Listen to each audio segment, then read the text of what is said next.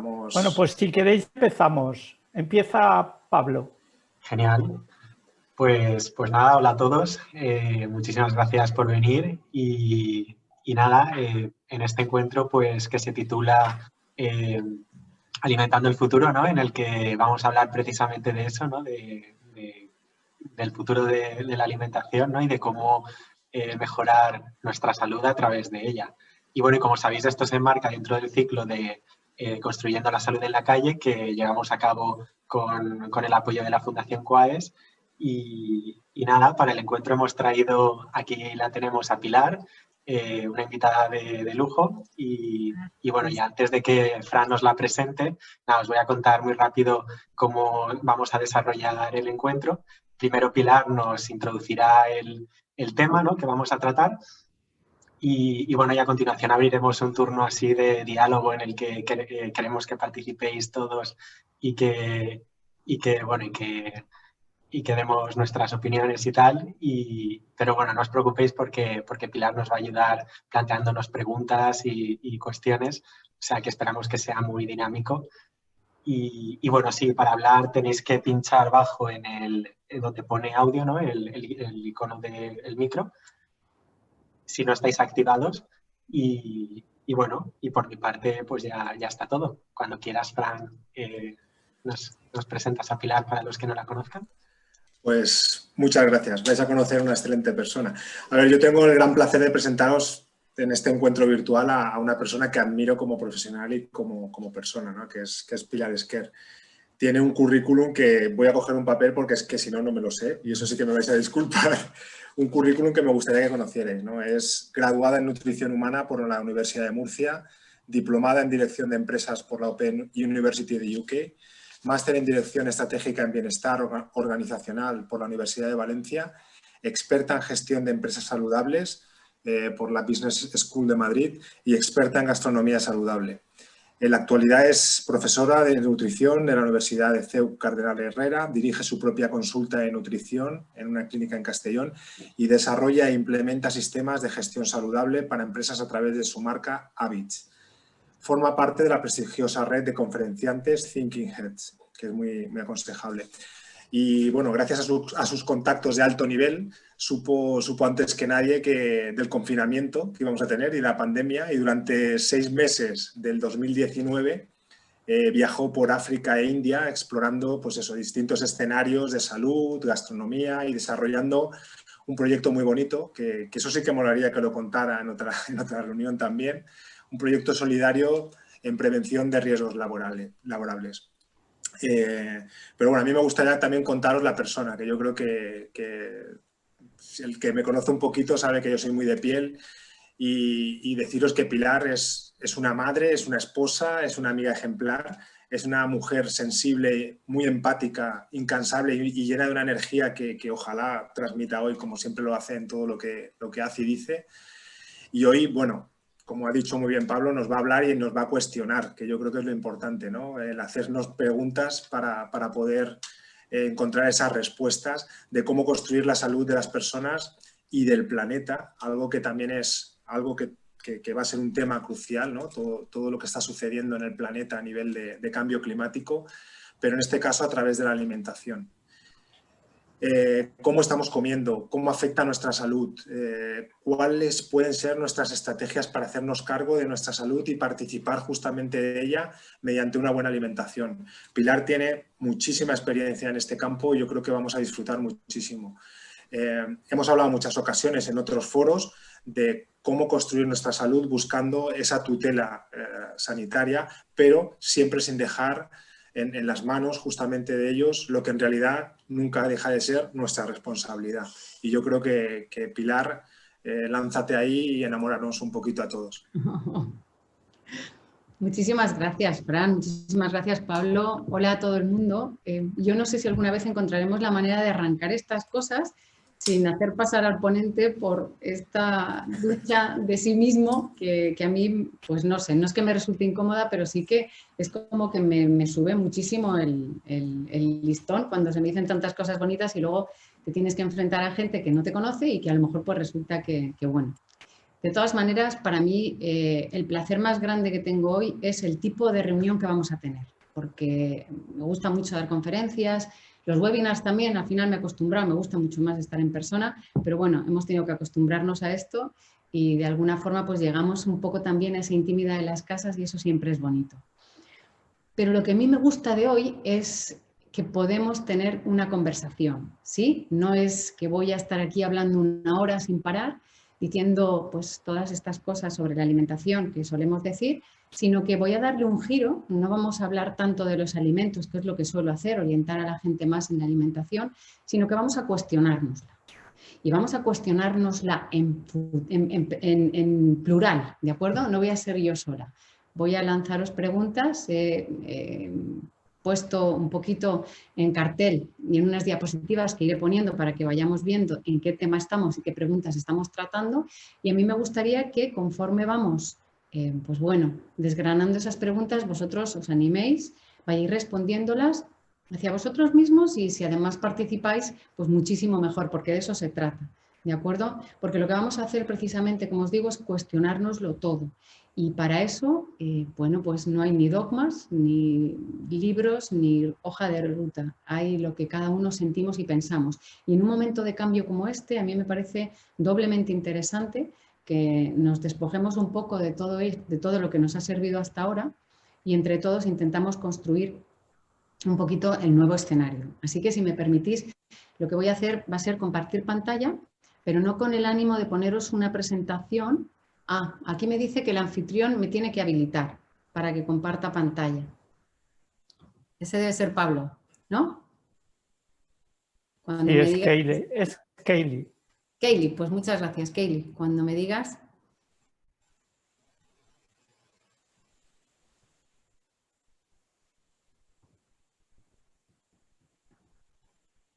Como os decía, la presentación es simplemente una guía, ¿vale? Para que podamos ir siguiendo un poquito. Ahora puedes, Pilar. ¿Ahora ya puedo, Pablo? En teoría sí, si lo hemos hecho bien. Ah, sí, sí. Ah, perfecto, genial. Ya me deja. ¿Vale? Ok. Ahora me decís si la estáis viendo. No, de momento no. Vale. Es que es como si me hubiera tirado fuera.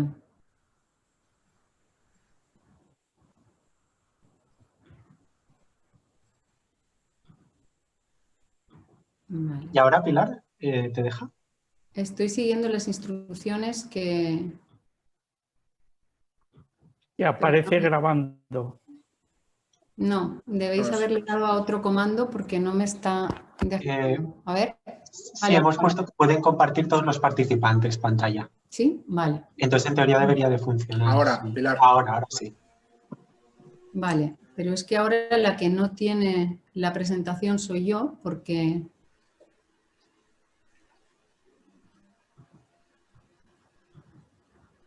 Se ve una pantalla azul. Se ve una pantalla azul, efectivamente, pero no... Vale. Tienes que decirle la pantalla tú que creo Y se le he dicho, Fran, y de hecho lo he probado antes. Sí. ¿Vale? Voy a dejar de compartir. Pues si Ahora no, me... comparte pantalla y así se comparte lo que tú ves. También es otra opción, al igual más fácil, si quieres. Vale, vamos a ver.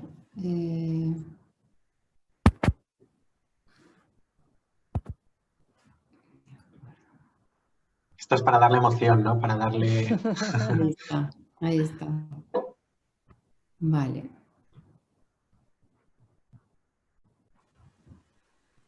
Por cierto, muy buena idea hacerlo antes de cenar, ¿eh?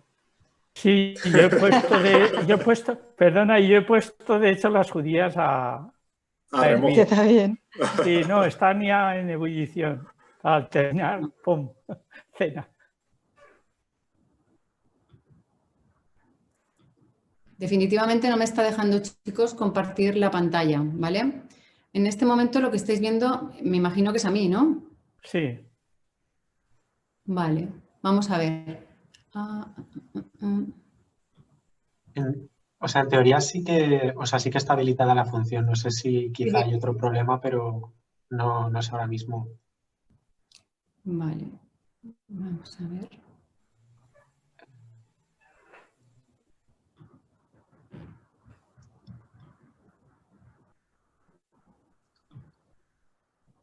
¿Te sale un cartel que pone seleccionar la ventana o la aplicación que usted desea compartir? No, es que no. Fíjate que lo he probado incluso antes de que os conectarais nadie, lo he probado con el Zoom mío y ha funcionado perfectamente.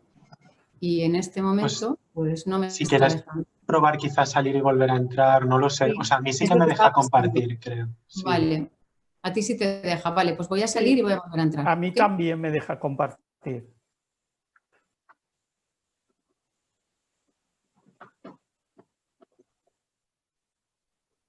Hola Marina, que estáis por ahí Por cierto, llegando. por cierto, Javier San Martín está ahí. Mientras nos podías explicar cómo se te ocurrió el lema "Construimos la salud en la calle". Sí, bueno, era en un artículo que leímos, que me envió Francesc, sinceramente, hacían una expresión algo similar y la verdad es que lo estuve dando vueltas si realmente lo que queremos es pasar de este punto de vista donde la sanidad tiene la responsabilidad última de la salud de las personas a un sistema en el que realmente somos las personas las que tenemos la responsabilidad de nuestra propia salud, había que pensaba que era importante dos cosas: pasar del término de sanidad a salud y también hacerlo entender que lo más importante somos nosotros, no son todos los demás. Entonces, me pareció interesante combinando el término salud con la calle, que se suele utilizar mucho para referirse a la sociedad en general o a las personas. Y bueno, lo de construir, pues, para cambiar de este aspecto negativo de solamente se habla de la salud cuando tienes una enfermedad, a que es algo que tienes que mantener siempre y que tú tienes que ir construyendo con el tiempo, tienes que ir manteniendo un ojo, regular la alimentación, regular el deporte, tener una relación social y con el medio ambiente importante. Y entonces, pues, me pareció interesante explicarlo de esa forma, el construimos la salud en la calle. Y los investigadores te han hecho caso y el día 19 tenemos un webinar con ellos, ¿no? Uh-huh. ¿Y de qué vas a hablar?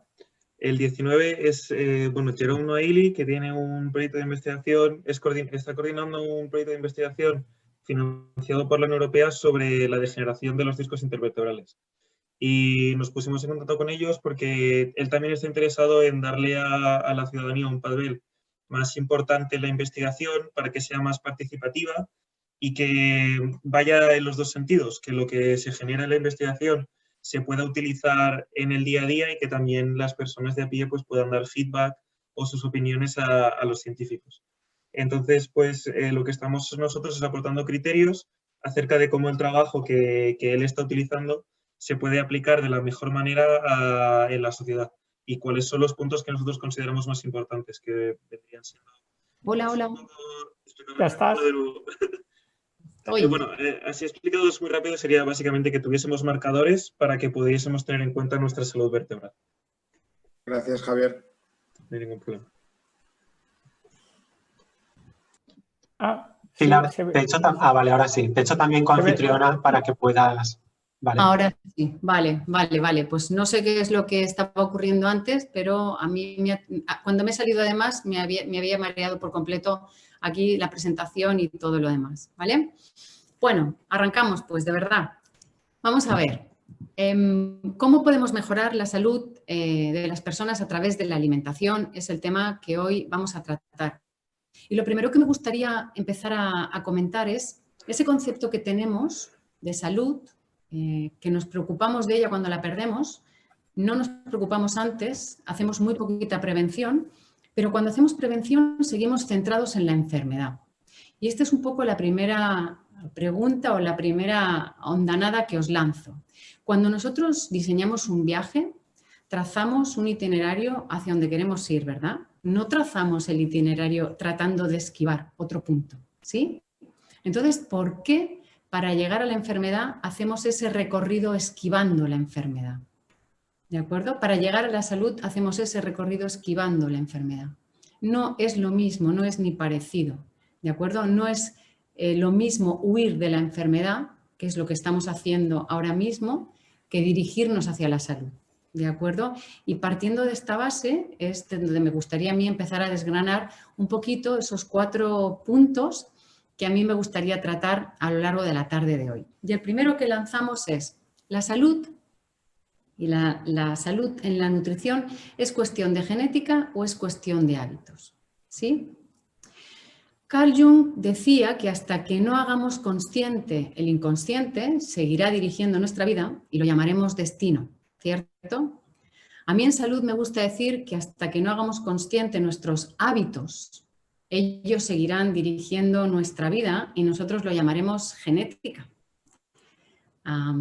Sabemos hoy en día que no más de un 5 o 10% de las enfermedades que nos aquejan tienen una base genética y sin embargo todo ese resto de porcentaje que nosotros acarreamos con la enfermedad seguimos muchas veces intentando achacarlo a una genética que desde luego no es responsable de ello. Hemos descubierto ahora la epigenética y en ella estudiamos todos esos factores que bueno, pues rodean nuestra vida, todos nuestros hábitos, las condiciones de vida en las que estamos y que van a, en función de ellos, esos genes expresarse o no expresarse. ¿De acuerdo? Una vez hemos llegado a este punto, empieza a ser bastante más complicado pensar que nosotros no tenemos nada que ver en el desarrollo de nuestra enfermedad, que no tenemos ninguna responsabilidad. Es cierto que venimos con como los coches, con un equipamiento de serie, con un paquete genético que nos va a acompañar siempre, pero eso ha dejado de ser una sentencia, un destino trazado, ¿de acuerdo? Porque estamos viendo que nosotros sí podemos influir en esa genética. De manera que la primera pregunta que yo quiero lanzaros es, ¿la salud depende más del código genético o del código postal? ¿Sí? Porque jugamos todos con las mismas cartas esta partida. ¿Todos tenemos las mismas oportunidades? Porque yo detecto muchas veces cierta dureza cuando juzgamos a determinadas personas porque no toman las decisiones correctas con respecto a su alimentación. Y yo lo que me pregunto es, ¿nosotros los que sí que lo hacemos bien, tomamos las decisiones correctas o tenemos buenas opciones? ¿Qué pensáis a este respecto? ¿Tenemos nosotros diferentes cartas en esta partida? ¿Tenemos más información que determinado grupo de personas, por desgracia la mayoría de la sociedad hoy en día? Porque estamos viendo que esa salud depende muchísimo más de dónde vivimos, qué oportunidades hemos tenido sobre todo de estudiar y de formarnos.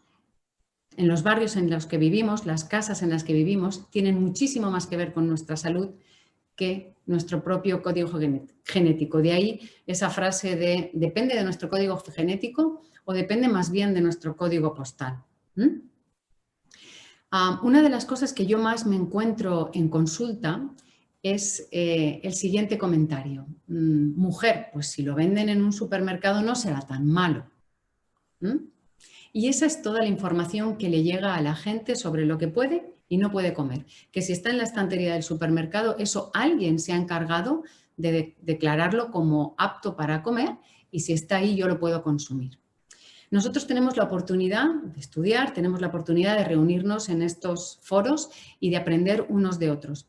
Pero ¿qué pasa con esas personas que no tienen acceso a todo esto? ¿Tienen ellas derecho a que alguien vele por su salud? Tenemos todos una responsabilidad, desde luego, con nuestra propia salud, ¿sí? Pero más allá del tutelaje que recibimos desde dentro de sanidad, desde dentro del mundo de la sanidad con los sanitarios, ¿qué más personas aparecen en este escenario que deberían también tener su responsabilidad en que a estas personas que no tienen las mismas cartas en la mano que nosotros para esta partida, que no tienen esa posibilidad de elegir, puesto que sus opciones no son las mismas, de velar por sus intereses para que determinados productos alimenticios o alimentos, entre comillas, estén en esas estanterías y que ellos los puedan consumir? Y aquí me gustaría abrir un poquito el debate y que me dijerais qué pensáis al respecto. Bueno, yo tengo una opinión y es, es una opinión muy asentada en mi relación con mi afección como afectado por diabetes.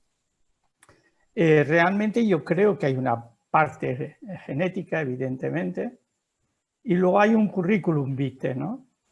Hay un currículum vitae que es un conjunto de acciones que yo he estado constatando a lo largo de mi relación con mi metabolismo, que me ayudan a entender qué tareas, qué acciones, qué decisiones, qué criterios, incluso qué tipo de elecciones puedo hacer en mis relaciones con los demás que me ayudan a transformar alimentos en nutrientes adecuados para ir superando los retos de una afección, pero no solo los de una afección.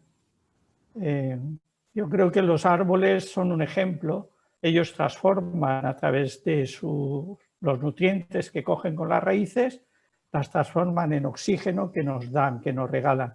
Yo creo que nosotros debiéramos de conseguir que la alimentación nos ayudara a transformar esa salud personal y como consecuencia la salud colectiva. Desde luego, no todo depende. Yo nunca me he sentido mal porque mi madre o mi abuelo también fueran afectados por diabetes. Nunca les he llamado la atención y entiendo que es responsabilidad mía afrontar ese tema. Esa es mi opinión. Sí, pero, o sea, si entendemos que es responsabilidad tuya, también tienes que tener los medios apropiados. Yo, por ejemplo, el curso pasado hicimos un trabajo sobre la obesidad y en muchos de los papers que encontramos se mencionaba como en códigos postales que estaban asociados con gente de clase obrera, clase baja, que no tenían tanta disponibilidad de supermercados o acceso a productos de calidad, había una mayor incidencia de la obesidad.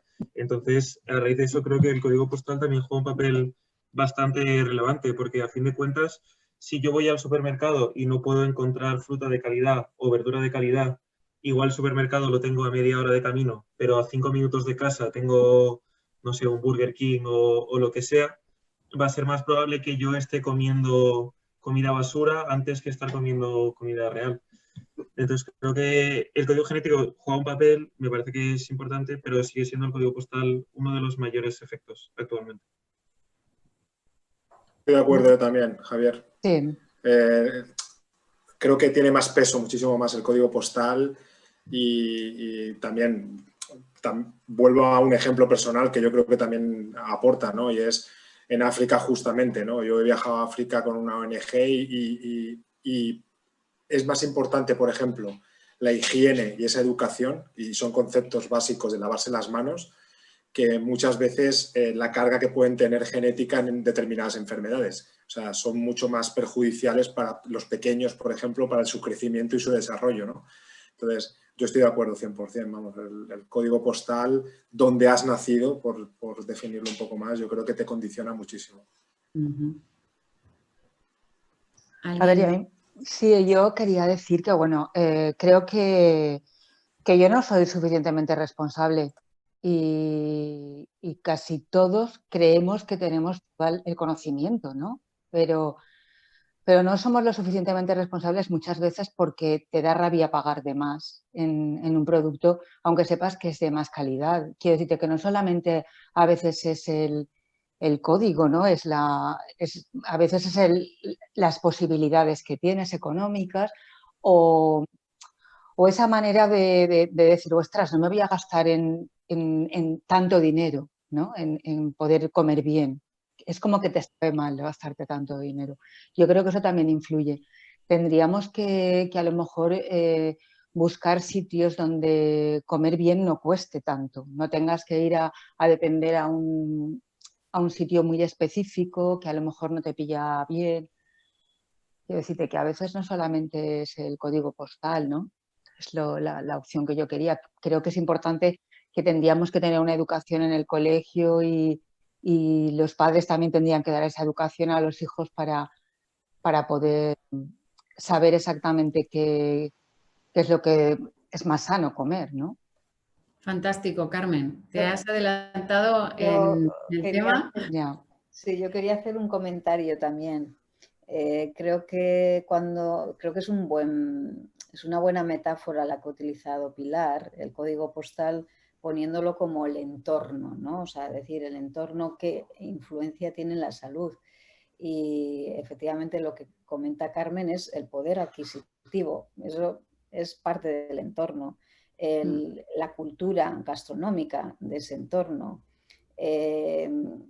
Lo que también ha mencionado Frank, que es al final, pues bueno, ese ritual alrededor de cuando se come, los productos que tienes alrededor, o sea, es que son muchísimas cosas que hay alrededor que efectivamente están influyendo en cómo se come y que tienen más que ver con ese código postal que con la condición más genética de esas personas.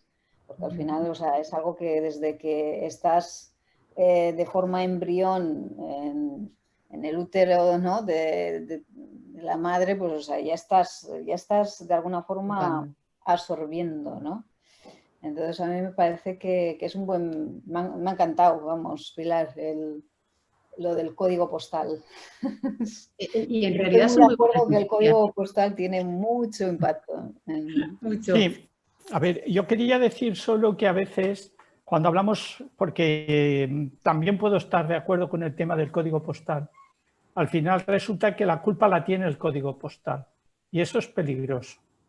Es decir, en un entorno, yo vivo en Valencia, en el centro de Valencia, seguramente el código postal mío es el adecuado para tener una alimentación, para poder desplegar yo una alimentación adecuada, pero si con eso me quedo satisfecho, creo que es más importante hablar del currículum vitae, ¿no? de cómo has ido tú construyendo tu salud a lo largo del tiempo en un entorno determinado. Yo me voy al mercado central, que no está en mi código postal, porque prefiero comprar menos alimentos, pero de calidad, que no irme al supermercado de turno, ¿no? Y elijo mis productos bajos en sal, pero no los que me ofrece el supermercado, sino aquellos que yo descubro dialogando con mis interlocutores en la plaza, ¿no? En el mercado. Sé cómo está. Y yo creo que al final en la alimentación lo que importa es saber tu experiencia, eso que hablábamos de el conocimiento científico y el conocimiento experiencial. Pues eso es muy importante. Yo creo que el conocimiento experiencial es realmente el factor determinante, ¿no? Pensando además que la diana no es el sobrepeso. El sobrepeso al final no es más que un indicador. Yo creo que la diana está en el conocimiento, en cómo tú sabes maridar lo que te aporta la tutela del científico, del endocrino, incluso de tu farmacéutica y tu experiencia, ¿no? Esa es mi opinión. Porque el código postal es como lo de la pandemia. Al final, ¿qué pasa? ¿Que los que viven en Madrid están condenados o los que viven en grandes ciudades están condenados más que los que vivimos en otras? Yo creo que es responsabilidad de cada uno componer la propia música, el propio concierto. Esa es mi opinión. Igual estoy en un error. No sé, Francés, yo creo que, o sea, que es una metáfora, ¿no? Lo del código postal y todo sí, lo que le dejo a ella, pero todo lo que has dicho de experiencial, conocimiento, todo es parte del código postal, para mí. O sea, al final, estoy de acuerdo. La diferencia o sea, lo genético, lo que tú no puedes cambiar, que es lo que te han dado, o sea, ¿no? Tu 50% de padre y madre, pues eso está ahí, pero todo lo demás, el currículum vitae que has mencionado, si tienes un farmacéutico, tienes o sea, todos los recursos sanitarios, etcétera, todo es parte metafóricamente de ese código postal. Sí, en realidad lo que yo quería decir con el código postal efectivamente abarca todo lo que no nos viene dado, ¿sí? Lo que no traemos de serie, es todo lo que nos rodea. Y efectivamente ese ámbito en el que nos movemos nos puede o facilitar o dificultar ese acceso a una alimentación más saludable. Dicho esto, creo que Francesc también ha dado en el clavo en una cosa, y es que hay gente que sí que lo tiene y sin embargo pues tampoco le está sirviendo de mucho o no hace caso. Lo que pasa es que yo creo que ahí entraríamos en el siguiente punto que quiero tocar un poquito más adelante, y es en el de la educación, en cómo estamos llegando a conocer qué es lo que tenemos que comer y por qué no estamos eligiendo hacerlo bien, ¿no? Porque yo creo que en realidad sí queremos todos estar bien. De manera que algo está fallando cuando, teniéndolo todo, estas personas que sí por código postal se supone, y por código postal entendemos pues toda la formación, todas las oportunidades que les ha dado la vida, sí que podrían elegirlo y no lo eligen, ¿no? De todas maneras, a mí me gusta ver estas cosas siempre más que en tono de culpables, en tono de oportunidad. Porque si no está en manos de la genética mi salud, o por lo menos no tanto como pensábamos, eso me abre a mí la posibilidad de participar en ello, ¿cierto? Con lo cual, para mí es una buena noticia. Yo que siempre vuelvo el dedo hacia adentro y pienso, bueno, ¿qué puedo hacer yo aquí, no? ¿Esto qué me trae? ¿Yo qué puedo hacer? En el tema de alimentación, en esto que estamos hablando, si no tiene la culpa la genética, me abre la puerta a mí a poder efectivamente, como decía Francesc, hacerme responsable de ello, ¿no? Como un par de preguntas más que yo tenía aquí en el tema era, ¿se nos ha olvidado comer? Y ahora os introduzco lo siguiente. ¿No pensáis que tiene algo de extraño que haya una persona, como hago yo todos los días, que me pongo una bata blanca y me pongo delante de la gente a decirle cómo tiene que comer? ¿Qué nos ha pasado a los seres humanos? Ningún animal se ha olvidado de cómo tiene que comer. De hecho, ningún animal, menos nuestras mascotas, comen algo que no les sea propio. Y nuestras mascotas lo hacen porque les damos de comer nosotros, ¿de acuerdo? Pensadlo, nos hubiéramos extinguido como especie si no supiéramos comer. Luego sí sabemos y se nos ha olvidado. Por eso hay una disciplina en las universidades hoy en día que se llama nutrición humana, ¿de acuerdo? Por eso no tenemos que enseñar a comer a un caballo, pero sí a una persona. ¿Qué ha pasado aquí, no? Se nos ha olvidado cómo comer. Y yo os digo lo que pienso al respecto del por qué se nos ha olvidado cómo comer. Y es que estamos absolutamente desconectados de la naturaleza, de la propia nuestra, de nuestro instinto y de la madre naturaleza. O sea que nos hemos desconectado doblemente, interiormente con nosotros y con ese instinto que si lo escucháramos nos diría mucho mejor lo que tenemos que comer. Hay mucho ruido mental, mucha información a lo largo del día, muchas veces con muchos intereses esa información, ¿de acuerdo? De que dirigirnos hacia un lado o hacia otro. Y luego vivimos entre cemento, no tocamos la tierra. Tenemos unos horarios locos que encendemos las luces y cambiamos el día por la noche, trastocando nuestros biorritmos, los ritmos circadianos y olvidándonos de cómo nuestra naturaleza nos ha diseñado para vivir. Esa es la opinión que yo tengo del por qué ahora mismo tengo a tanta gente en la consulta pidiéndome que yo les explique cómo tienen que comer, ¿de acuerdo?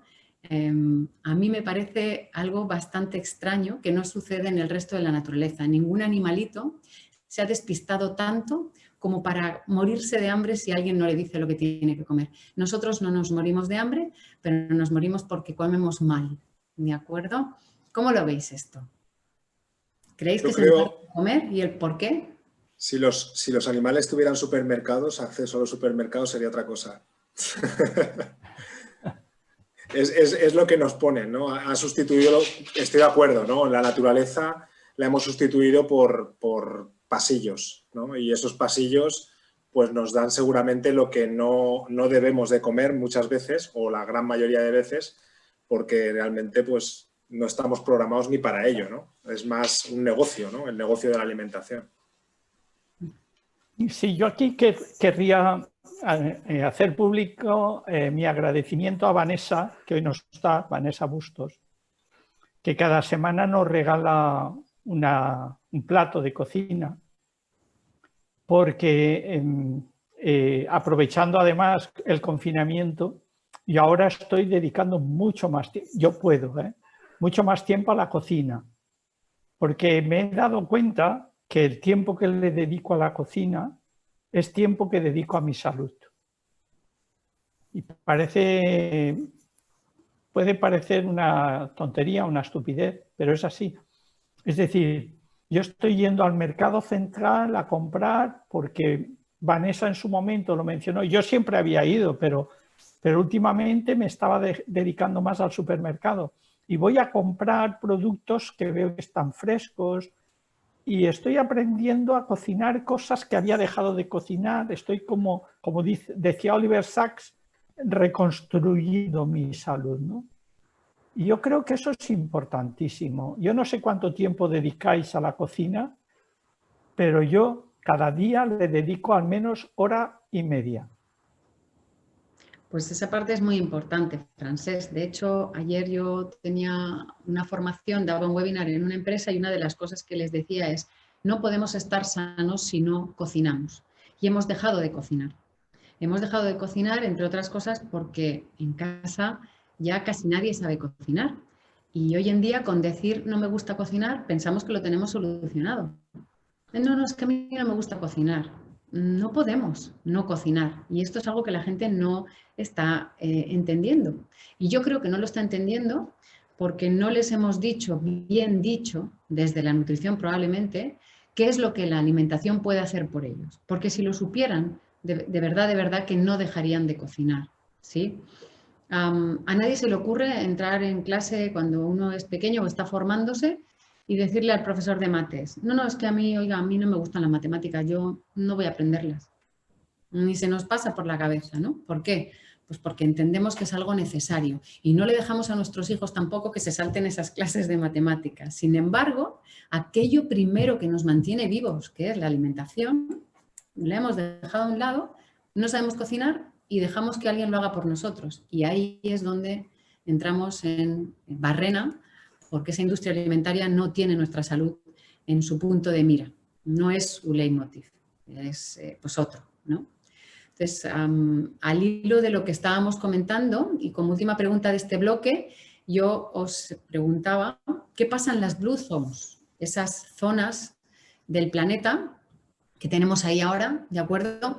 Que la esperanza de vida, y no solamente la esperanza de vida, sino la calidad de vida cuando llegamos al final, en esa época dorada final de nuestra vida, llegas a estos sitios y te encuentras a la gente de 80 años dando vueltas en bicicleta con toda su dentadura y con una vida sexual activa maravillosa. Y tú dices, ¿genética? ¿Es también genética esto? ¿Qué está pasando en estos sitios? Pues a mí me da mucha alegría ver cómo la ciencia de la salud está virando. Yo creo que empezamos en psicología a hacer esto y empezamos a estudiar cómo está la gente, qué hace la gente que está bien. En lugar de estudiar tanto la depresión o la ansiedad, ¿qué hace la gente que sí maneja bien sus emociones, ¿no? ¿Cómo vive? ¿Qué hace?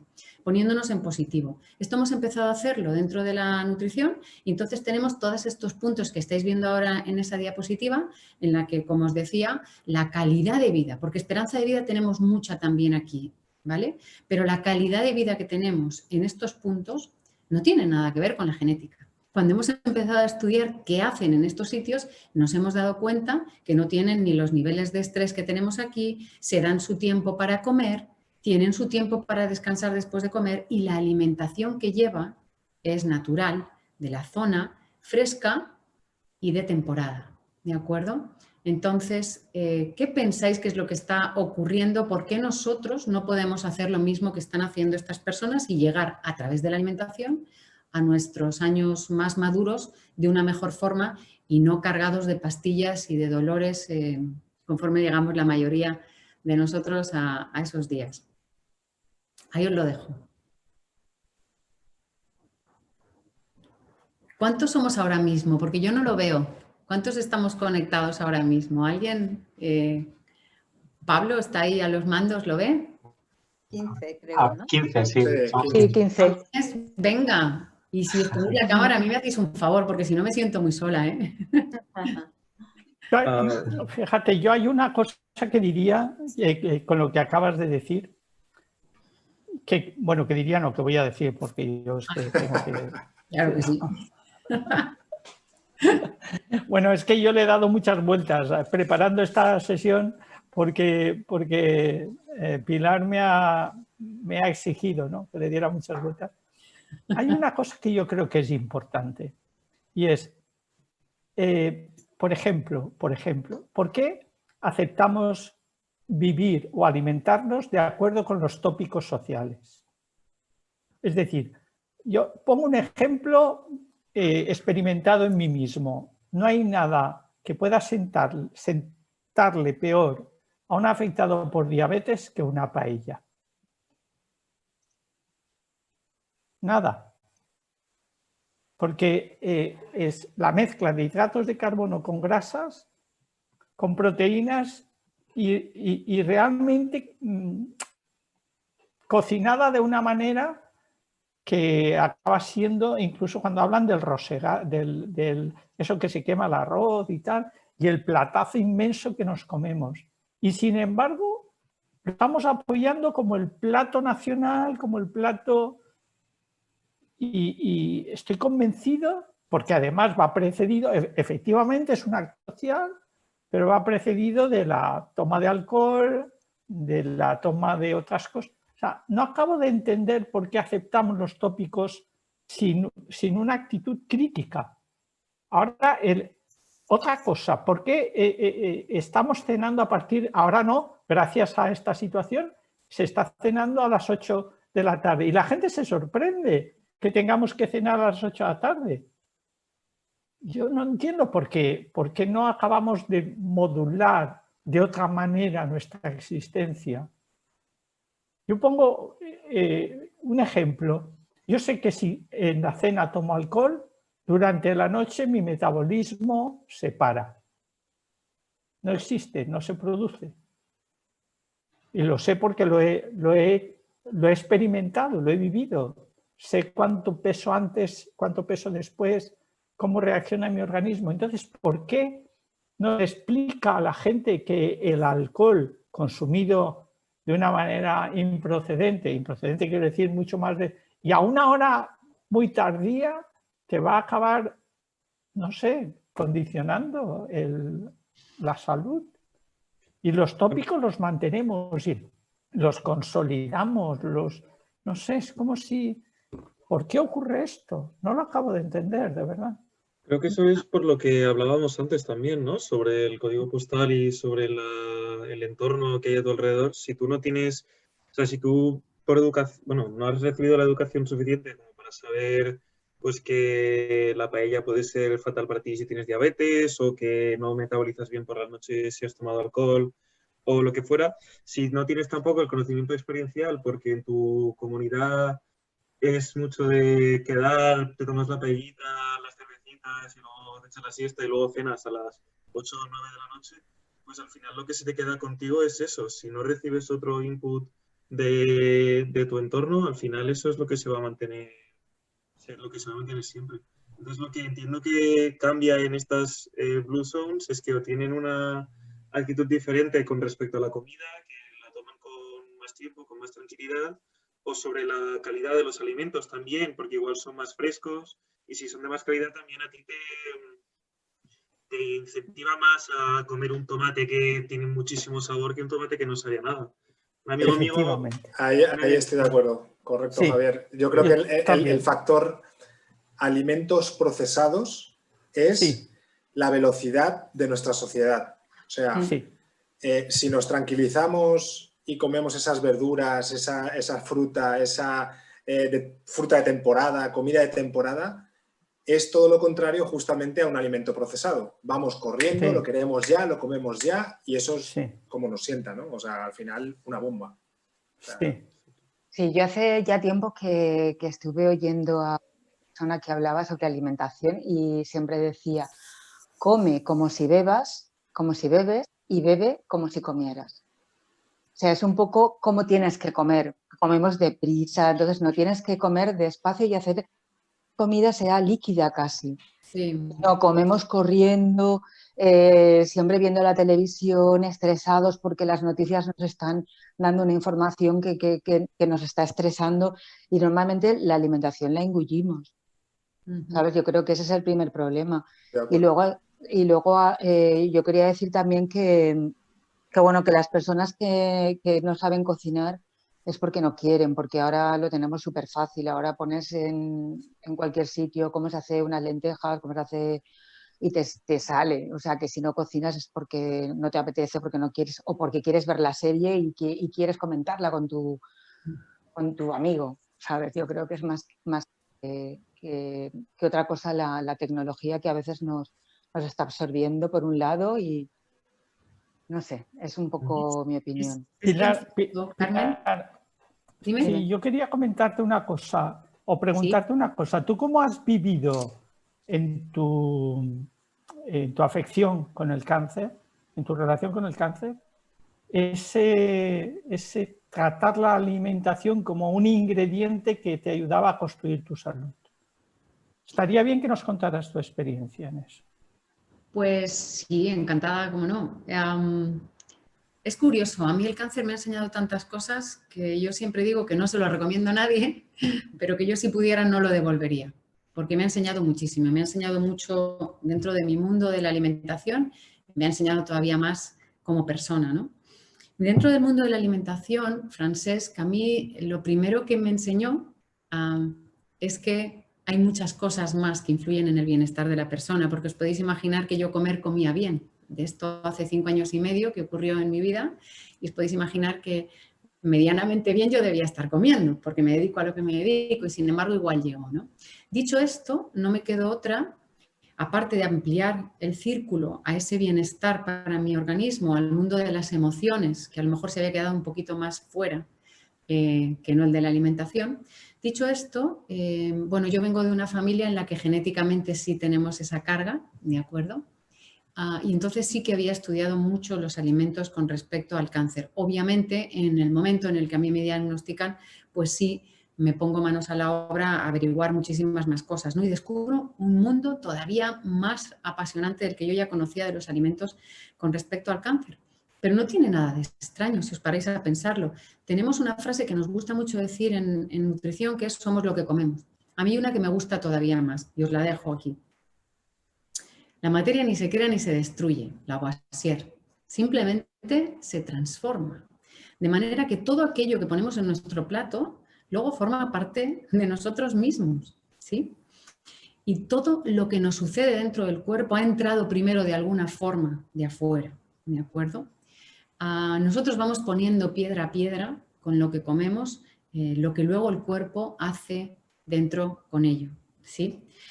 De manera que esos alimentos que a lo mejor pues, están cultivados sin muchos nutrientes porque el suelo está desnutrido, o esos animales que nos comemos que están estresados y enfermos y medicados, luego pasa todo esto a nuestra alimentación. Yo no sé si vosotros sabéis que en España tenemos una carga de antibióticos en la carne más alta de toda Europa. 400 miligramos de antibiótico por kilo de carne.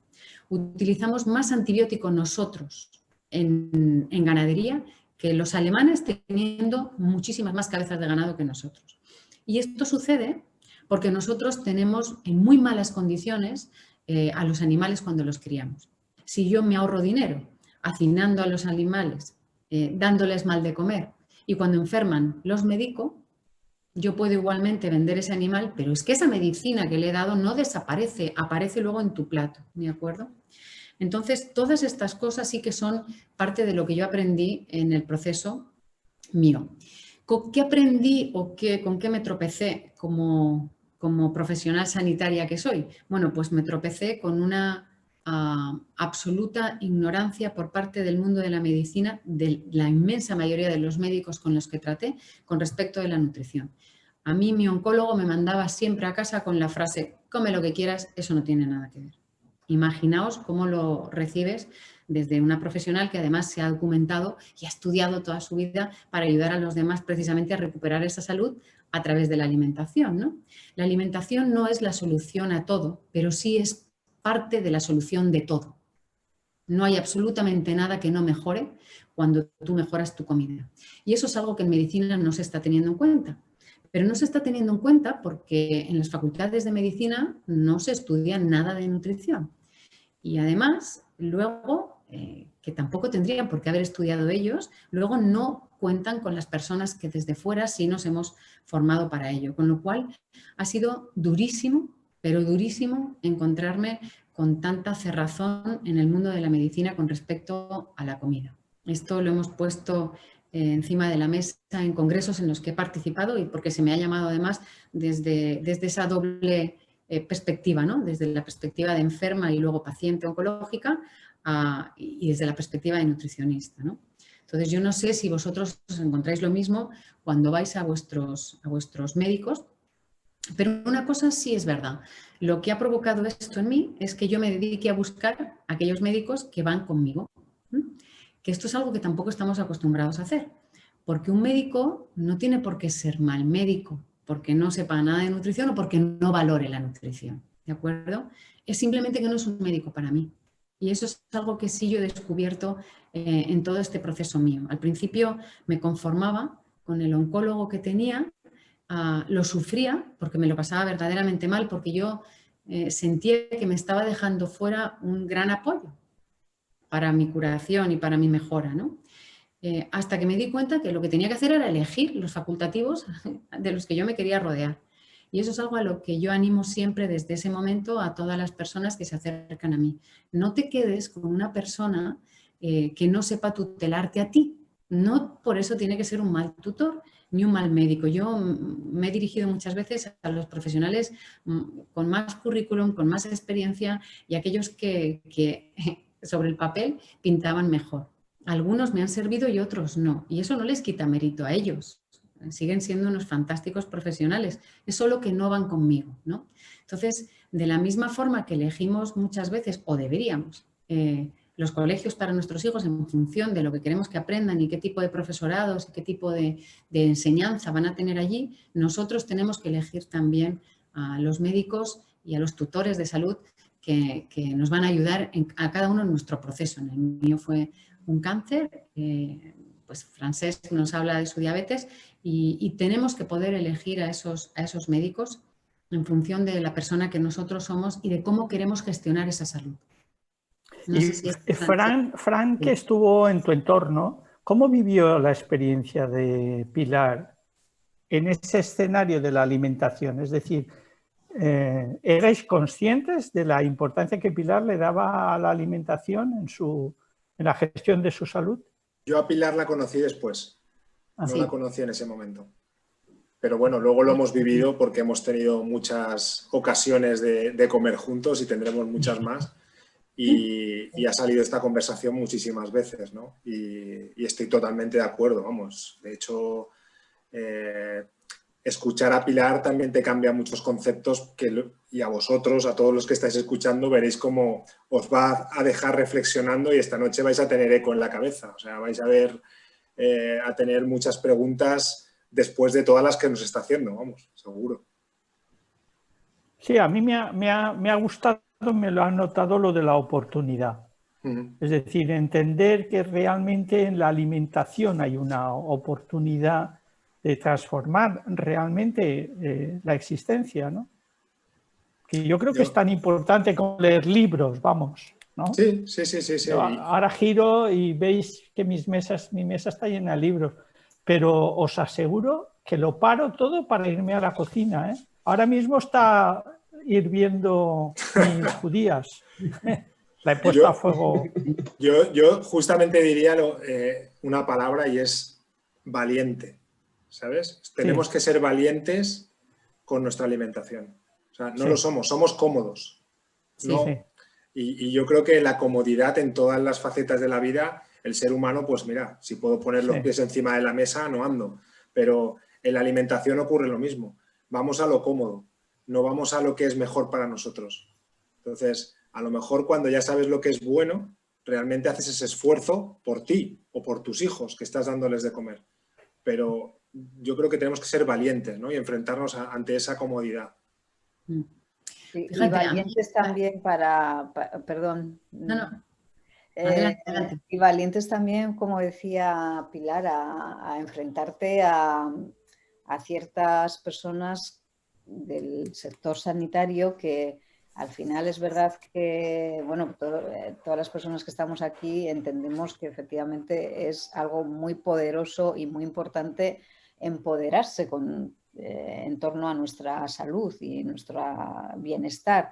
Pero también es verdad que justo en ese sector sanitario hay muchas personas que no se sienten cómodas con esa actitud. Y o sea, estoy totalmente de acuerdo con el tema de la alimentación, porque bueno, por trabajo también me ha tocado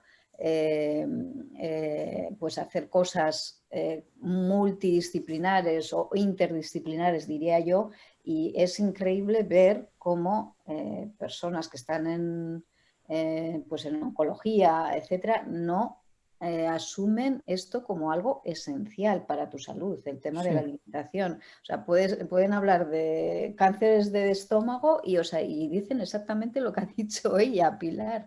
O sea, come de todo, o sea, no dan ninguna pauta. Y ya no es que no den ninguna pauta y deleguen esas pautas en otro profesional o una profesional como ella, sino que además están en contra a veces de que busques otras cosas complementarias. Es que eso ya, o sea, a mí me sorprende. Les ofende, ¿no? Sí, les ofende porque, o sea, yo recuerdo haber hecho un trabajo para primaria en el que teníamos que hacer un trabajo con personas que no utilizaban los servicios sanitarios, porque precisamente lo que tiene la primaria es que hacen mucha prevención. Entonces querían saber, todas esas personas que no se acercaban, qué es lo que pedían de la medicina preventiva y primaria. Y entonces salieron muchísimas cosas y entre esas cosas era eso, que querían en un momento dado, si necesitaban un médico y necesitaban que les acompañasen con una enfermedad grave, poder comentar otro tipo de cosas. Pues había personas que igual habían pasado por un proceso en el que tenían muchos dolores y habían utilizado acupuntura, cualquier algo que les ayudaba a que no tuvieran ese dolor, pero no se lo podían decir porque eso les sentaba mal. O sea, y ellos lo único que pedían era que les pudieran contar todo lo que hacían, hasta lo que comían o no, ¿no? O sea, porque eso les parecía que era importante. Pero para ellos, o sea, en general, o sea, no están abiertos siquiera a ese diálogo, ¿no? Del tema de nutrición, que a mí me parece, vamos, esencial. Estoy totalmente de acuerdo con Pilar. No están abiertos, no están abiertos y es una verdadera lástima. De todas maneras, yo os cuento que para mí más que enfrentarme a ellos, fue un enfrentarme a mí misma. Porque primero te das cuenta que tú tampoco sabes muy bien quién eres, ni qué quieres, ni cómo quieres que te ayuden, ¿sí? Con lo cual, lo bonito de este proceso, si es que se puede decir así, y que yo creo que sí, a mí me gusta mucho un dicho que es cuando pierdas, no pierdas la lección, ¿no? Entonces, bueno, ya que lo he pasado, por lo menos dejadme que me quede con la parte bonita, ¿no? Y esa parte bonita de autoconocimiento, de enfrentarte a tus miedos, de ser capaz de levantar la voz y decir, no, mira, es que a mí esto no me gusta así, yo esto no lo quiero así, es que yo no soy así, ¿sí? Entonces, esa parte ha sido muy interesante y muy intensa hacia adentro para poder salir después, porque os aseguro que no fue ni la primera, ni la segunda semana, ni el primer mes, ni el primer año, ¿de acuerdo? De oncología, cuando yo dije, pero ¿por qué estoy con este señor si yo no quiero? Si no me llega, si no me dice, si no se preocupa por mí, si tiene una barrera entre él y yo, ¿de acuerdo? Pero primero tengo que saltar yo esa barrera mía, ¿de acuerdo? Entonces, casi que más un enfrentarse a ellos, para mí fue un enfrentarme a mí o conocerme a mí, empoderarme, como muy bien se ha dicho, y desde ahí salir y decir, no, hasta luego, encantada de conocerte, pero tú no eres mi médico, ¿sabes? Entonces, muy valiente, es una acción valiente, Pilar. O sea, no... Sí, pero ¿sabes qué pasa, Fran? Que cuando te enfrentas a una de estas... Sí, no, pero hay gente que se bloquea, Pilar, y tú lo sabes, que le coge miedo y no Sí. tiene la preparación para poder dar ese paso, que se debe de dar, ¿eh? Yo estoy 100% y lo sabes. Bueno, yo con el debe ya no me atrevo tanto, ¿sabes? Se debe dar. Mira, cada uno tenemos unos tiempos, unas capacidades y unos momentos, ¿no? A mí me gusta decir bromeando que yo pasé tanto miedo con mi cáncer que me quedé sin miedo. Y eso me hizo una mujer valiente. Tuve tanto que se me acabó.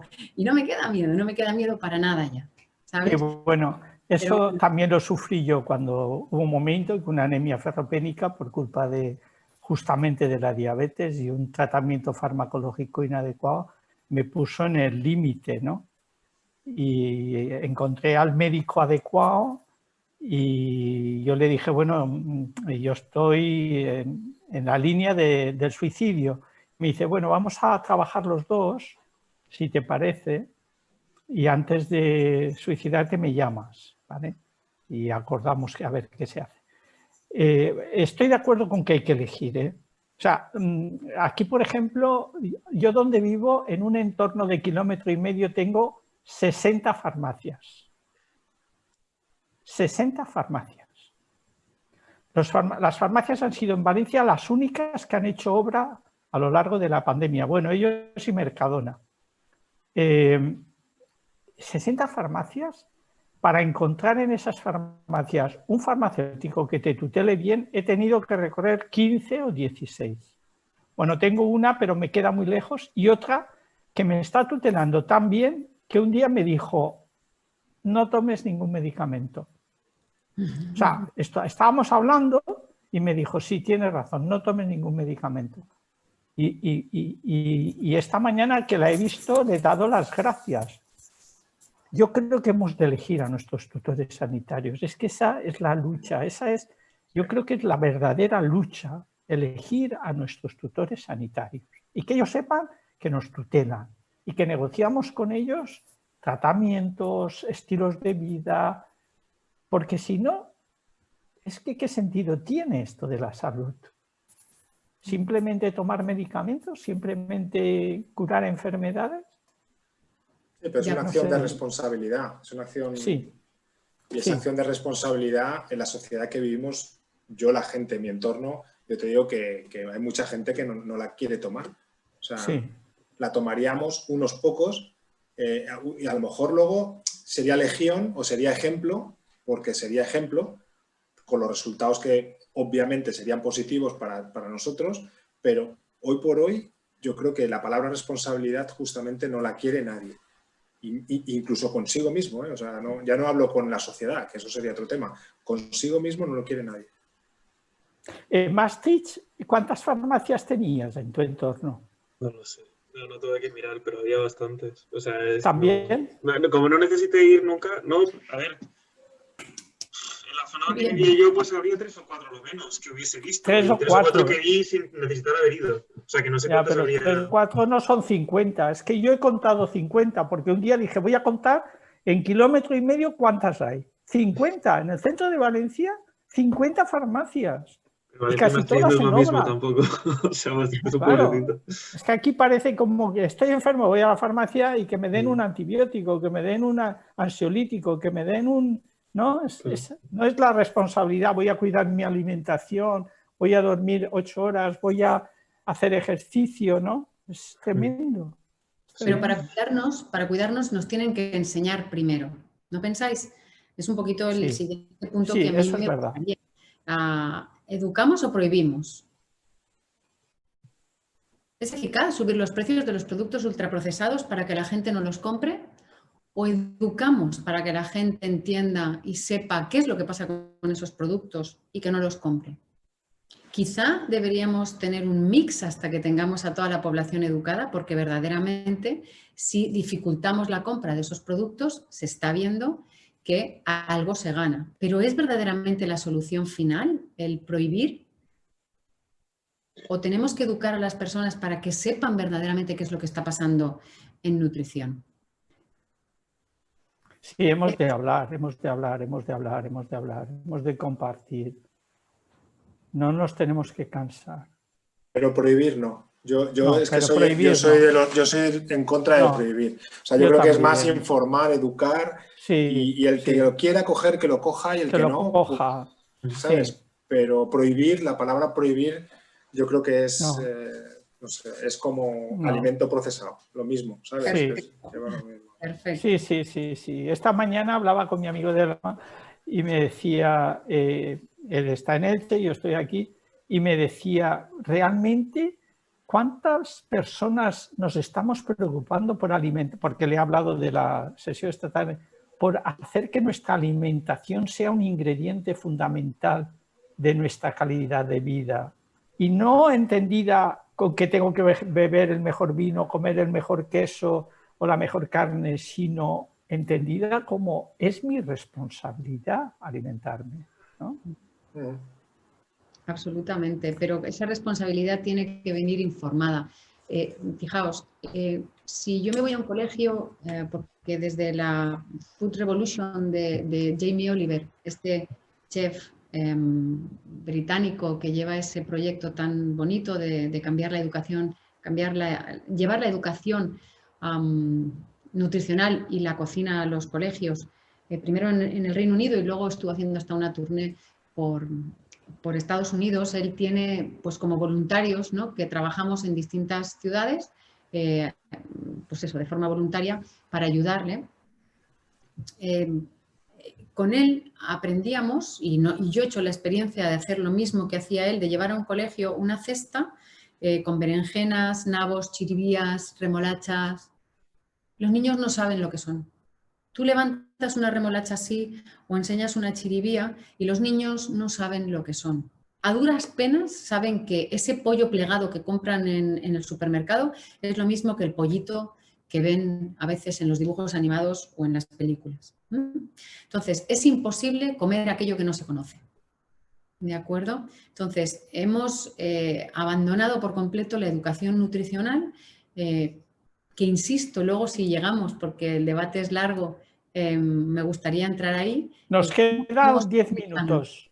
¿Cómo? Pilar, nos quedan 10 minutos. Muy bien, pues al hilo de lo que estamos hablando de la educación, ¿cómo estamos transmitiendo en nutrición las cosas para que la gente no siga tan mal? Aparte de utilizarlo en Twitter, por ejemplo, en las redes sociales, pero especialmente en Twitter, con una agresividad brutal. Yo apenas me acerco al colectivo de nutrición dentro de las redes sociales porque verdaderamente parece más un campo de batalla para agredirse unos a otros que un foro donde compartir y nutrirnos todos, ¿no? Sí. Pero ¿cómo estamos haciendo, cómo estamos transmitiendo desde la nutrición para que no se nos entienda o para que no se haga el caso que se debería hacer? Bajo mi punto de vista, y os lo dejo también como punto de debate si os apetece, estamos transmitiendo mal porque estamos transmitiendo siempre en negativo. Estamos asustando, si comes esto te pasará aquello. Incluso la OMS, con tan mala fortuna cuando dijo que la carne era cancerígena, no que no tenga razón, gran parte de razón en que está detrás de muchos cánceres la carne, pero no puedes comunicar así. ¿Qué pasaría si en lugar de decirle a las personas esto te va a subir el colesterol, aquello te va a engordar, esto va a hacer que te mueras de... ¿Qué pasaría si les dijéramos, tú sabes que si comes alimentos enteros, cereales enteros en lugar de refinados, vas a mantener tus niveles de energía más estables? Y aparte de mantener ese peso que tanto te preocupa, tu energía a lo largo del día no va a subir y bajar y vas a ir en esa montaña rusa de atención, memoria, incluso estado de ánimo, junto con esas subidas y bajadas. ¿Qué pasaría si le dijéramos las cosas buenas que la nutrición puede hacer por ellos? Porque no estamos hablando aquí solamente de enfermedades, estamos hablando de potenciar nuestras capacidades gracias a la nutrición. Y esto es algo que no se está abordando desde ese punto de vista. Estamos asustando a la gente con lo que va a pasar si comes los ultraprocesados, pero no le estamos diciendo cómo va a aumentar sus capacidades y mucho si tienes alimentación fresca y por qué. Eso es la parte de la nutrición que a mí me gusta. Esa es la parte que yo me llevo a las empresas, porque parece que cuando hablamos de rendimiento allí plantan más las orejas, ¿no? Porque está el beneficio detrás de ese rendimiento. A mí me gustaría que esto se hiciera extensivo a la sociedad, porque hay muchos aspectos de nuestra sociedad que mejorarían enormemente.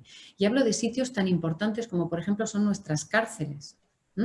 Se han hecho estudios en penitenciarías con presos, equilibrando sus niveles de glucosa en sangre, aumentando las dosis de la ingesta de omegas 3 y de vitaminas y minerales, y hemos visto cómo baja la conflictividad, hay menos recaídas en la delincuencia, ya no te digo en las adicciones, y gente que incluso ha dejado por completo de delinquir después de un cambio en la alimentación. Y no tiene nada de mágico esto, es absolutamente lógica. Los asesinatos más atroces en la historia se han cometido después de tremendas bajadas y desplomes de glucosa. se lleva con nosotros nuestro estado de ánimo y nuestra razón con ello. Esto claro, hay un marketingiano como Fran nos puede dar una... Yo, es que, vamos, creo que me has fichado, Francesc, tú ya me tienes clavado ahí. ¿Qué va? A ver, ¿Qué va? Te quiero un montón. No, pero clavado en el sentido positivo, que me tienes bien fichado. No, yo justamente quería incidir en eso, Pilar, y también lo hemos hablado muchas veces. Si toda la comunicación que hacemos en alimentación procesada la hiciéramos en alimentación saludable, no os podéis ni imaginar el cambio que habría en la sociedad. Sí, sí. No, vamos, yo creo que se acabaría absolutamente el problema. Sería radical, pero ¿qué pasa? Volvemos a lo mismo. O sea, la comunicación de esos productos es mucha pasta, ¿vale? O sea, solamente por mezclarte cosas o por metértelo en una bolsa ya te están cobrando más. Y estamos hablando de un negocio muy potente a nivel mundial, ¿no? Es la alimentación. Sabemos que todos los días tenemos que hacerlo varias veces todas las personas, el que puede, dentro de sus posibilidades, ¿no? Pero el comunicar los beneficios, y ahora se está haciendo, yo creo que estáis haciendo una labor buenísima, Pilar. O sea, yo tengo mis dudas, Yo tengo mis dudas. No, pues no la tengas. Los resultados, Fran. Ya, pero es que ahora mismo estáis adoctrinando desde abajo, desde el cero. O sea, y estáis luchando contra grandes, vamos, monstruos que están utilizando esa comunicación para que seáis pequeñitos. Pero yo te digo que ahora, en este presente, lo que yo conozco, tengo 51 años, yo te digo que no he oído nunca tanto como ahora se está hablando. En positivo. Sí. En positivo hablo, hablo en positivo. Entonces, ¿que es poco? Sí, pero acordaos que estamos luchando contra grandes molinos. Esto es muy difícil. El día que salga, si una cosa, y hablo de un aspecto y de una marca, ¿vale? No deberíamos decir marcas, pero las famosas galletas Gullón, ¿vale? O la marca Gullón. Bien, él cogió una línea que comunica algo de esa parte, pero una parte muy pequeña, que puede ser o no puede ser, pero se ha cogido con esa bandera y está creciendo su negocio. ¿Me entendéis lo que quiero decir? O sea, yo creo que hay mucho negocio ahí que vendrá con los años. Pero fíjate, hablábamos antes de información. Los vendedores del Mercado Central de Valencia, en un 80% no saben lo que venden. No lo saben, porque yo lo pregunto. La uva, por ejemplo. Les digo, ¿qué es esto de uva blanca y uva negra?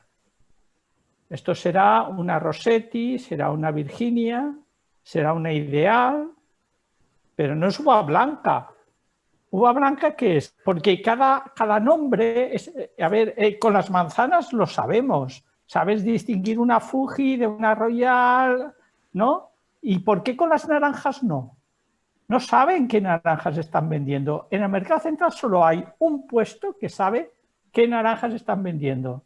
Incluso que te dice, se han acabado las naranjas, las que ahora llegan son todas que han estado en cámara, para que lo sepas. Pero te están vendiendo no verdeadas, sino del mercado, del campo al mercado. El otro día tuve una conversación con el agricultor que me vende las lechugas y él sabía lo que estaba vendiendo. Si yo me cambio de sitio y me voy a uno de los muchos que hay que aparentan que tienen conocimiento y dice, Pedro, este esteranches d'on són? O sea, así. Del Mercat Central, de Mercavalència. Ah, molt bé, son d'ací, son de Mercavalència. Y a lo mejor las han traído de Marruecos. O sea, esa ignorancia del que te vende, es que a mí me da rabia y claro, yo pregunto, ¿no? Oye, estas alcachofas, ¿de dónde son? No saben, no saben lo que están vendiendo. Pero también es por un desinterés general, porque la gente no pregunta de normal. Es lo que te iba a decir. Sí. Claro. Porque yo, por ejemplo, tampoco sé qué diferencia hay entre dos tipos de naranjas o lo que fuera, porque tampoco me han enseñado nunca ni me han dicho cosas porque era importante saberlo o no. Entonces, si yo voy a comprar a un mercado, no voy a preguntarlo tampoco. Pero si perdiesen dinero porque la gente les deja de comprar, ya verías que empezás a Pero como decíamos, es una cuestión de cultura. El poder del consumidor, chicos. Es el poder del consumidor. Claro. Cambiar y buscar aquel proveedor tenemos más Claro. poder con el carro de la compra cada día, más poder que con la papeleta con la que votamos cada 4 años. Claro, claro, Sin yo duda. estoy de acuerdo con eso. Ahí, Pilar, te quería hacer una cuestión, pero preguntarte un tema sobre justamente por el poder del consumidor, ¿eh? Y un poco desde la parte más marketingiana. Estas aplicaciones que leen los códigos de barra y te dan información, ¿qué opinión tienes tú de este tipo de aplicaciones? Por la parte del consumidor, ¿eh? No por la parte, digamos, de los intereses que pueda haber. Nos Sí. quedan 5 minutos, ¿eh? Lo digo por si quieres hacer síntesis. Contéstale y haces... Vale, sí, te contesto rápidamente. Las hay que me gustan y las hay que no. ¿Cómo descubro la que me gusta? Tirando un poco del hilo y averiguando quién es el proveedor, qué intereses tiene. ¿De Sí. acuerdo? Es lo que yo animo siempre a hacer a la gente. Tira del hilo, no te creas lo que te dicen, busca, investiga, mira quién cultiva, cómo recoge la naranja, dónde la guarda, qué hace. ¿De acuerdo? Y parece una gran empresa, pero escúchame, cuando vamos a comprarnos un ordenador y hasta un secador de pelo, hacemos más investigación que para comprar nuestra comida. Cierto. Y luego se va a convertir en un trocito tuyo. O sea, es que es de locos. ¿De acuerdo? Cierto. Entonces, bueno. En Valencia empieza a ser de locos que un pakistaní sepa de lo que vende más que un vendedor del mercado central de Valencia. Porque tiene interés en ganar, Claro. en ganar un sitio en ese mercado y entonces hace todo lo que nosotros que ya estamos aquí no estamos haciendo. Efectivamente, es así. Es un señor que si lo vieras dices, ¿cómo es posible? Y te dice, mira, esta es una uva ideal de la zona de Valldusó. Mira, aquí tienes el... O sea, te lo explica, la estructura, el aroma, el sabor. Puedes oler los pimientos. Tú vas al mercado central, coges un pimiento, lo quieres oler y te dicen, los productos no se tocan. Oye, dame un guante para que yo pueda oler el tomate. No me digas no se tocan. Dame un guante de estos de papel y que yo pueda coger el tomate y lo huela. En Francia nadie compra un producto agrícola sin olerlo. Nadie. Bueno, nadie. Estoy exagerando. Pero lo normal es ir a los mercados los sábados y los domingos y oler el queso, y oler el tomate, y oler. Porque es como se sabe si un producto es fresco, ¿no? Sí. Ahora está difícil, Francesc, está muy difícil. Es difícil. Eso de oler. Ahora no podemos acercarnos nada a la nariz precisamente, ¿verdad, Carmen? No, ahora está muy difícil, pero bueno. Los que tenemos la nariz grande a distancia lo olemos bien. No, pero es que si el vendedor te informara bien, no tendrías que oler. Si te dijera, lo acabamos de coger en el mercado ayer por la tarde y claro. Pero eso no pasa, eso no pasa. Yo veo los camiones recogiendo naranja, yo vivo fuera de Castellón y para ir a Castellón voy por el medio de los huertos y de pronto un día empiezas a ver camiones con cajas y con gente y tú dices, ¿qué hacen? Y entonces miras bien y ves que hay naranjas verdes en los árboles que todavía no las estabas viendo tú y que ellos ya las están cogiendo, ¿no? Las entonces te das cuenta de sí. toda la barbaridad que eso supone. Que eso ¿vale? supone, sí. Como Francesc me ha dicho que quedan unos poquitos minutos para hacer un poquito Sí, de... nos hemos pasado ya 20, pero bueno. Bueno, pues ya ves, pues vamos a cerrar si os parece. A mí me gustaría dejaros con... Lo digo con por mis judías, no por nada más. Por sus judías. Sus judías habrán hecho así ya no... No, que va. Bueno, a mí me gustaría dejaros con estas palabras de reflexión final, ¿sí? Más allá de lo que los alimentos pueden hacer por nosotros en negativo, que es lo que estábamos hablando, esos alimentos ultraprocesados, a mí me gustaría que empezáramos a hablar en positivo. Y la forma en la que voy a animaros a hacerlo es de la siguiente. Cada vez que vosotros os sentéis en un restaurante a comer o en vuestra casa, me gustaría que pensarais lo siguiente. ¿Cómo de importantes son las siguientes 4 horas de mi vida? Y arreglo a lo que vosotros necesitáis hacer esas siguientes 4 horas de vuestra vida, comáis. ¿De acuerdo? Porque más allá del colesterol, del sobrepeso y de todo lo que nos asusta de la comida es el gran aliado para cada día lo que tú necesitas hacer. Y es lo que va a potenciar tu nivel intelectual o tu estado físico según tú necesites. De manera que, aparte de lo rico que pueda estar, por favor, la próxima vez que os sentéis a comer, pensad esto. ¿Cómo de importantes son las siguientes 4 horas de mi vida? Y con ese pensamiento en la mente, pedís vuestra comida o la cocináis. Cariño, gracias, de verdad. Te quiero, mensaje. Yo Guapa. también te quiero, ¿eh? Yo creo que te queremos Muchas todos. gracias. Muchas gracias. Oye, por ahí Gracias. está Kylie. Kylie, ¿dónde están? ¿Y Sí, Pablo? sí que están. Sí, sí, estamos aquí. Pablo, Sí. asomaros. Sí, sí, Asomaros. estamos escuchando y ha sido una pasada, un lujazo escucharos a todos y a ti también, Pilar. Muchas gracias. Muchas gracias por estar ahí a estas horas y aguantándonos el hambre y encima hablando de comida. Esto Que tiene doble mérito, ¿no? Sí. Bueno, Javier, ¿cómo está? Javier, ¿cómo está Ámsterdam hoy? ¿Llueve? No. Javier San Martín. No, está nublado, pero no llueve. Bueno, No llueve. Es que está cayendo aquí, Javier, está cayendo aquí, lo estoy oyendo yo, está lloviendo a mares. Está cayendo aquí, sí. Mientras se quedan ahí en las nubes, pues bien, porque yo quiero seguir teniendo sol, que en invierno ya, así que no, ya no lo vuelvo a ver. Bueno, pues buenas noches a todos, ¿no? Hasta luego. Hasta luego, Besazo. cariños. Adiós. Cuidaros mucho, cuidaros. Adiós. Cuidaros. Que vaya muy bien. Begoña, adiós. Ya no está. Para finalizar.